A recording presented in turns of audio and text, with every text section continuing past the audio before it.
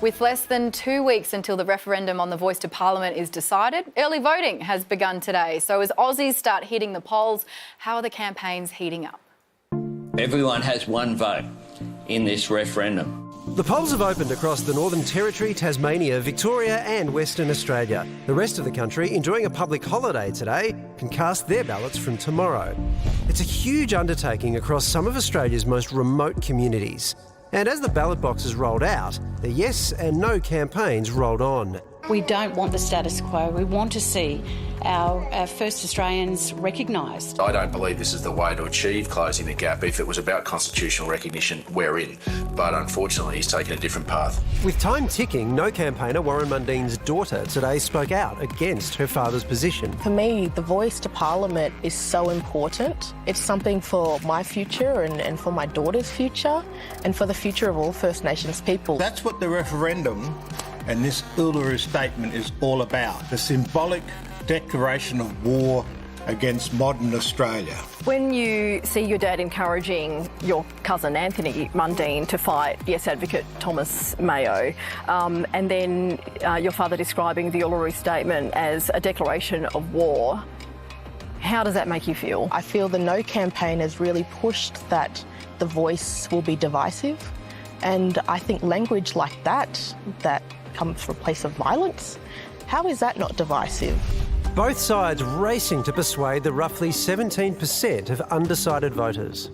I think overwhelmingly people will vote yes. And when people wake up on October the 15th, they will feel the same way with the yes vote that they did after the apology to stolen generations or after the marriage equality vote that was held. The Australian Electoral Commission will oversee this uniquely Australian vote, and Evan Ekin-Smyth is here to tell us all about it. Evan, this is a huge logistical undertaking from the AAC. Can you give us an idea about the scale of this? Yeah, g'day guys. Huge, it is. We've been doing remote mobile polling for more than a week now. We get to a range of locations all across the nation with communities with as little as 10 to 15 enrolled voters using four-wheel drives, helicopters, planes and the like, travelling hundreds of kilometres, hot conditions. So our teams do a great job. And pre-poll voting opened up in more regional and urban areas from today as well. So that's great. So obviously you're from the AEC.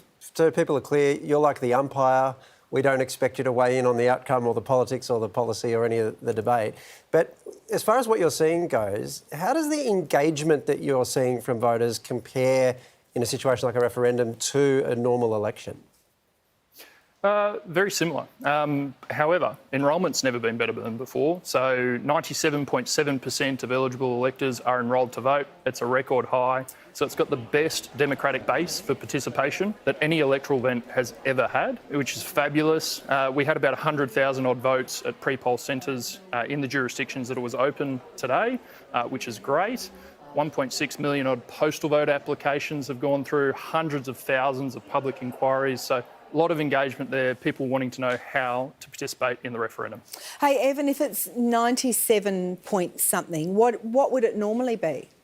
It's been going up for some time. So the previous record was 96.8%. That was at the last federal election just last year. But the Northern Territory is above 90% for the first time. Youth enrolment is above 90% for the first time. First Nations enrolment is 94.1%, again, above 90 for the first time. So a lot of those typically underrepresented cohorts on the electoral roll have been going up and up. And Evan, how's the excitement levels over there? Because, you know, you have elections all the time, but this is a referendum. Is this your Super Bowl? This is going to sound a bit boring and bureaucratic, but I am a public servant. Hey, it's always our Super Bowl. Every event is. So we're excited. We love delivering the process that we deliver because we think it's a valuable service for Australians. We don't decide the topic, of course. We don't decide when an election is, but we're always ready to go and we're delivering it when we're asked. We appreciate your work. Thanks, Evan. Thanks, guys.